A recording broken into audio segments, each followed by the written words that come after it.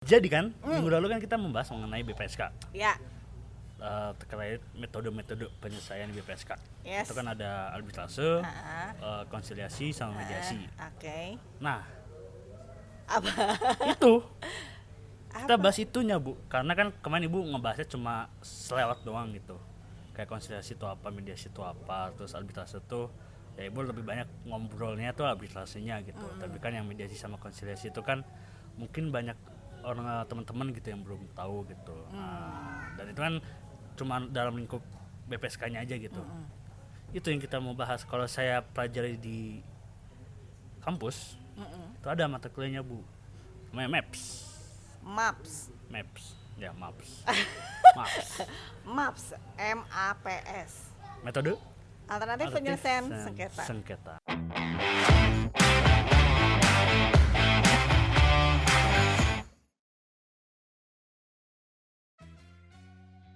Kembali lagi di Hits Hukum Itu Tentang Semua bersama saya Antonio Bagas. Dan saya dia. Bu.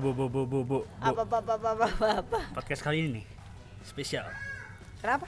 karena saya sudah bikin materi. Biasanya materi Biasanya ya mendadak, gitu. Biasanya baru 3 2 1 itu baru mikirin.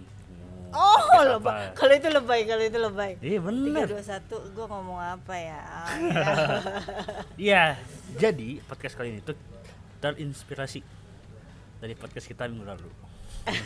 Aku curiga kamu gak kreatif. Jadi ya Sobat Hits, kalau untuk urusan materi sebenarnya saya ngetes Bagas. Karena fresh graduate, jadi dia harus mengolah banyak tema. Justru itu, kan Ibu kemarin bilang tuh, nggak kemarin sih, maksudnya beberapa bulan lalu gitu. Kalau hukum itu nggak pernah habis untuk dibahas. Yes, of course. Ya udah, jadi cari yang dari minggu lalu aja. Apa nih yang bisa dibahas lagi gitu. Tapi gak apa-apa lah, yang penting ada. Penting ada topik. Ya Bu, jadi kan minggu lalu kan kita membahas mengenai BPSK. Ya, Terkait metode-metode penyelesaian BPSK. yes. Itu kan ada arbitrase, Ah, konsiliasi sama mediasi. Oke. Nah, Apa? itu kita Apa? bahas itunya Bu, karena kan kemarin Ibu ngebahasnya cuma selewat doang gitu. Kayak konsiliasi itu apa, mediasi itu apa, terus arbitrase itu ya Ibu lebih banyak ngobrolnya tuh arbitrasenya gitu. Tapi kan yang mediasi sama konsiliasi itu kan mungkin banyak orang teman-teman gitu yang belum tahu gitu. Nah, dan itu kan cuma dalam lingkup BPSK-nya aja gitu. Itu yang kita mau bahas. Kalau saya pelajari di kampus, itu ada mata kuliahnya Bu, namanya MAPS. ya MAPS. MAPS. MAPS. Metode Alternatif penyelesaian sengketa. Nah, itu yang mau jadi topik kita hari ini Bu. Berarti di kampusmu sama di kampus yang aku tempat saya ngajar sekarang sama ya? Harusnya sih sama, cuma beda dosennya aja. Hmm. Iya kan. Oke Bu, kita mulai dari langsung metodenya. Sebenarnya tuh MAPS itu termasuk penyelesaian sengketa di pengadilan atau di luar pengadilan nggak sih? Kalau dari judulnya aja sebenarnya mekanisme alternatif penyelesaian sengketa. Ya, Itu terutama buat teman-teman yang bukan backgroundnya hukum, betul. itu adalah penyelesaian sengketa di luar pengadilan. Jadi Gitu. udah jelas ya. Iya, kalau Alternatif itu berarti penyelesaian sengketa di luar. iya, Pengadilan. kalau bahasa hukumnya biasanya ada litigasi dan non litigasi. Nah, kalau litigasi itu penyelesaian sengketa di dalam pengadilan. Jadi kita bersidang di pengadilan. Kalau yang MAPS itu non litigasi. Oh, istilahnya non litigasi. Iya, istilahnya non litigasi. Nah Bu, Mm. berarti kan tadi kan yang saya sebutin itu ada beberapa metode ya. Itu kan di BPSK. Nah, biasa tuh kalau di MAPS itu di MAPS itu ada berapa sih metode? Ada banyak, ada beberapa. Ada konsultasi, ada negosiasi, ada mediasi, ada konsiliasi. Nah sebenarnya sebentar, salah kebalik saya ngejelasin ya. Kenapa? Sebenarnya kalau alternatif penyelesaian sengketa itu ada undang-undangnya Gas tahun 99. Namanya undang-undangnya arbitrase dan alternatif penyelesaian sengketa. Kalau disingkat UU AAPS. UU AAPS benar. Jadi tapi bukan AAUU ya. Iya. Jadi kalau yang di undang-undang itu ada arbitrase. Kalau alternatif penyelesaian sengketanya ada konsultasi, ada negosiasi, ada mediasi, ada konsiliasi. Banyak ya. Gitu. Banyak. Iya. Nah, baru kepikiran. Apa tuh? Kita bahas satu persatu aja. Jadi sebenarnya materi yang kamu siapkan ini apa? Tadi tuh cuma prolog aja yang baru disiapin gitu. Ke belakangnya sih gimana alur ya? Gimana alur yang terjadi di sore ini? Iya. Transkripnya kan di otak saya. Aja. Bebas mau diapain juga. Oke Bu, kita bahas dari satu persatu. Apa tuh? Metode yang ada di UU. Mau mulai APS. dari mana? Konsultasi dulu dah. Konsultasi. Kalau konsultasi, dari bahasanya juga konsultasi pasti teman-teman udah tahu deh. Konsultasi ya berkonsul. Konsultasi Betul juga sih. menanyakan kepada ahlinya. Bertanya kepada Jadi, ahli. misalnya saya orang yang tidak tahu hukum gitu. Saya menanyakan kepada ibu yang cukup banyak tahu mengenai hukum gitu ya. Ya, dan lebih dulu tahu. Iya. Nah, Beda 2 tahun kan. Jadi pantas saja ibu lebih tahu duluan gitu. ya itu boleh. Misalnya ada satu sengketa. Jadi sebelum kita melangkah lebih jauh, kan para pihak ini apalagi yang untuk orang-orang yang awam hukum, dia boleh melakukan konsultasi kepada ahlinya tentunya. Artinya ahli ini jangan dibaca ahli itu seperti apa gitu Seperti ya. profesor gitu. Nah, enggak. Kalau yang seperti profesor itu enggak harus. Jadi intinya ahli ini yang orang yang mempunyai keahlian dan kompetensi di bidangnya.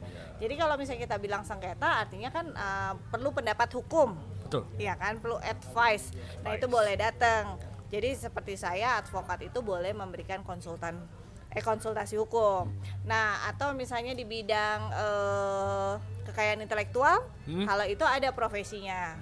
Dia ada konsultan khusus kekayaan intelektual tuh ada. Gitu. Jadi boleh berkonsultasi, meminta untuk pendapat hukum. Itu konsultasi. Lalu yang kedua apa sih? Negosiasi.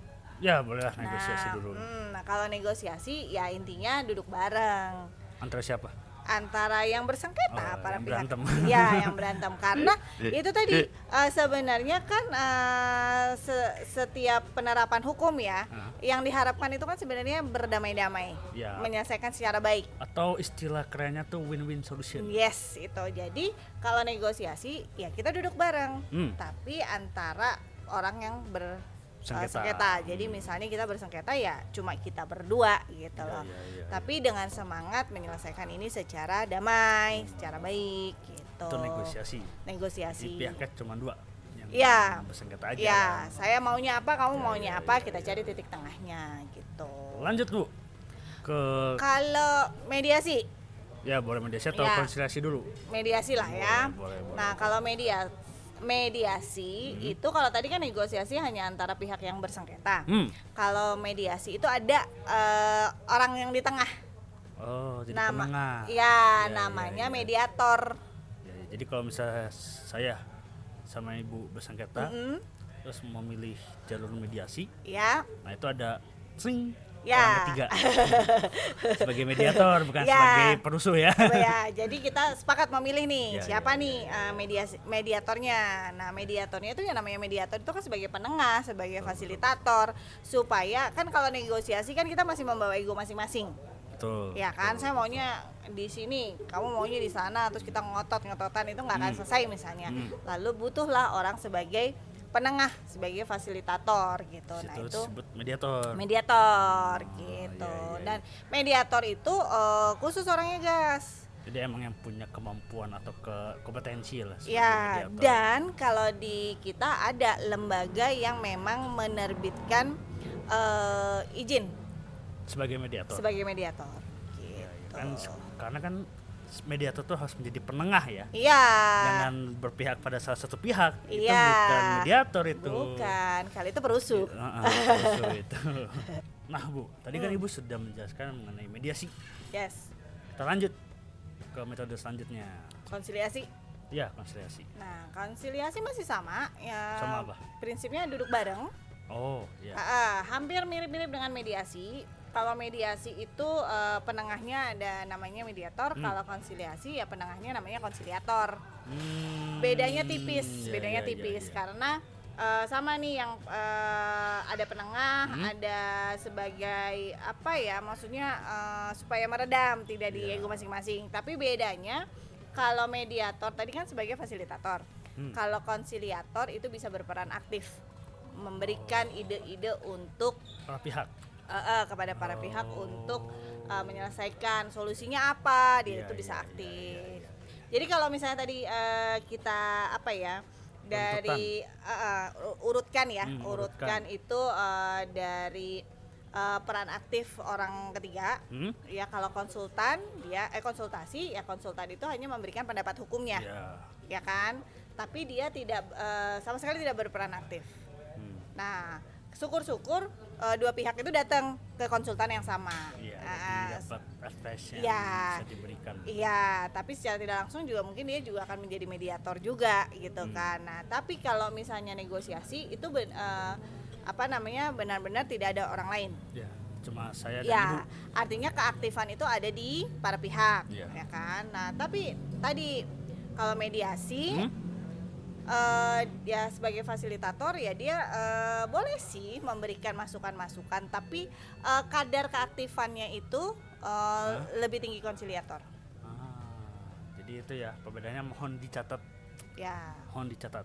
Tipis Ya. soalnya tipis. Lebih paling tipis itu mediasi sama konsiliasi. Betul. Dan yang terakhir, Bu. Yang terakhir arbitrase. Iya, yang minggu lalu Ibu bahas. Kalau arbitrase itu beda jauh sama yang tadi 4. Kenapa itu beda jauh? Karena kalau tadi yang 4 itu kan tujuannya adalah win-win solution kan. Betul. Nah, duduk bareng berdamai-damai menyelesaikan. Tujuannya tuh win-win solution. Ya, menyelesaikan secara baik karena tujuan alternatif penyelesaian sengketa itu supaya hubungan yang pernah ada itu tidak luka, tidak tersakiti, tidak jadi rusak. Jadi itu bisa diandaikan kalau misalnya ya jangan gagal satu perkara gitu ya, bisa hubungannya putus jadi hubungan, jadi nggak kenal gitu kan. Jadi sangat merugikan. semangatnya adalah musyawarah untuk mufakat. Ya. Tapi kalau arbitrase itu win-lose solution. Win-lose solution. Ya, karena kan minggu lalu kan kita udah bahas juga sebenarnya ada majelis hakim. Kalau di pengadilan, kalau di arbitrase ya ada arbiternya. Oh, istilahnya arbiter. Arbiter. Susah ya, arbiter. Bagi orang cari mah susah, saya juga. Arbiter. Jadi ada arbiternya. Ya. Nah, arbiter ini bisa mengambil putusan. Jadi kalau si pihaknya ini ribut mulu, nggak ketemu, arbiter lah yang membuat putusan. Jadi kalau misalnya si pihak itu tidak mau win-win solution dengan egonya masing-masing gitu, ada pihak ketiga nih yang namanya arbiter itu memutuskan. Yes, dia bisa menerbitkan putusan, dia bisa menjatuhkan putusan. Siapa yang harus dimenangkan, siapa yang harus dikalahkan, gitu. Ya, jadi win-lose. Yes. Nah, kalau arbiter ada putusannya. Kalau tadi konsultasi, negosiasi, mediasi dan konsiliasi itu bukan putusan, bukan kesepakatan ya. Ya, kalau tercapai ya kesepakatan. Betul. Gitu. Bu, tadi kan Ibu sudah menjelaskan mengenai pengertian dari metode-metode ya arbitrase sama APS itu yang alternatif penyelesaian sengketa. Sudah jelasin juga nih sedikit mengenai persamaan dan perbedaannya. Seperti biasa, podcast kita tuh tidak afdol kalau misalnya tidak sharing. Betul, Bu? Yang pastinya dari Ibu, nggak mungkin dari saya. Dan 2 tahun kelebihnya dari Bagas. 2 tahun tapi pengalamannya itu udah kayak 10 tahun gitu. Kan 1000 perkara per bulan.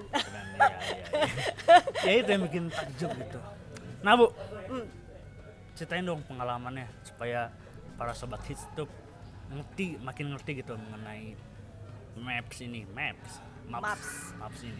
Kalau konsultasi ya itu keseharian sih ya. Itu makanan sehari-hari. Iya, makanan sehari-hari karena Jadi sambil makan ada yang konsultasi.